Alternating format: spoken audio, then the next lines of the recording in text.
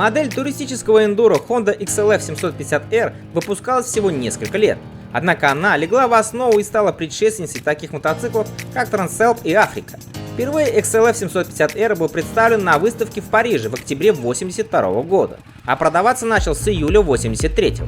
Перед самым снятием с производства в 1985 году было небольшое обновление модели, которое заключалось в мелких технических доработках и новой расцветке. В начале 80-х годов большинство подобных мотоциклов имели в основном один или два цилиндра и весили около 120-150 кг. По сравнению с ними, Honda XLF 750R со снаряженной массой в 212 кг был настоящим мастодонтом.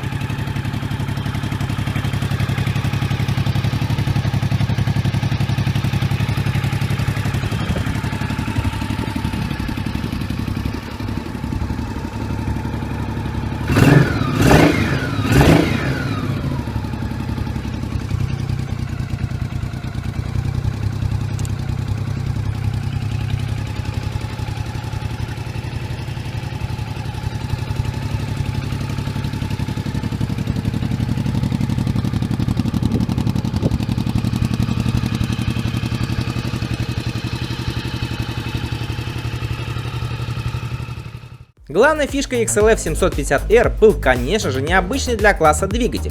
Это четырехтактный V-образный двигатель с воздушно-масляным охлаждением. Каждый цилиндр имел по 3 клапана, 2 впускных, 1 выпускной, а коленчатый вал имел смещенные штифты для подавления первичной вибрации.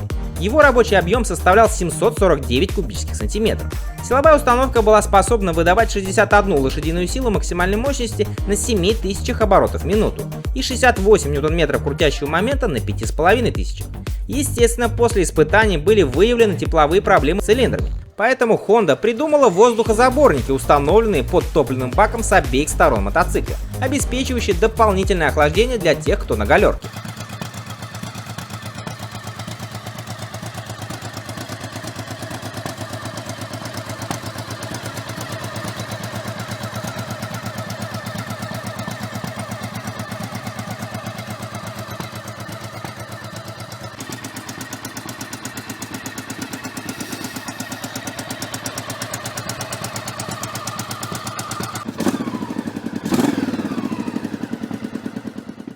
Несмотря на то, что передаточные числа пятиступенчатой коробки передач довольно растянутые, V-образный двигатель с развалом цилиндров 45 градусов обеспечивает достаточно хороший крутящий момент, чтобы простить неуместное переключение передач. В сочетании с жесткой подвеской, узким сиденьем и широким рулем, этот мощный двигатель придает XLF 750R хорошую маневренность, которая противоречит его внешнему виду. А пневматическая телескопическая вилка с ходом 200 мм спереди и моноблок ProLink сзади с ходом 180 мм безупречно работают на проселочных дорогах. Причем задний амортизатор имеет дистанционный двухпозиционный регулятор демпфирования. Одно положение стрит, а другое оффроуд, которое помогает задней части справляться с дополнительными неровностями при езде по бездорожью.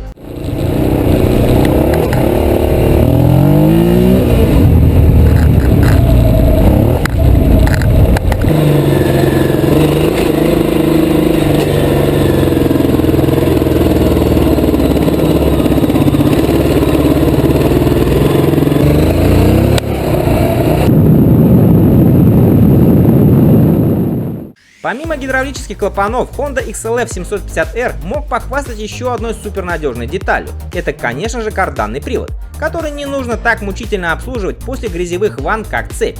За торможение отвечает один 276 мм тормозной диск с двухпоршневым суппортом спереди и барабанный механизм сзади. Бак вмещает 19,5 литров топлива. Заявленная максимальная скорость составляет 170 км в час.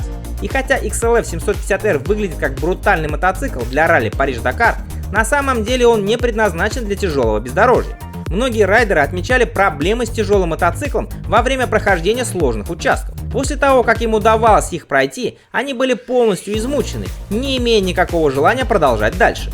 Поэтому это все-таки дорожный мотоцикл с возможностью легко передвигаться по грунтовкам.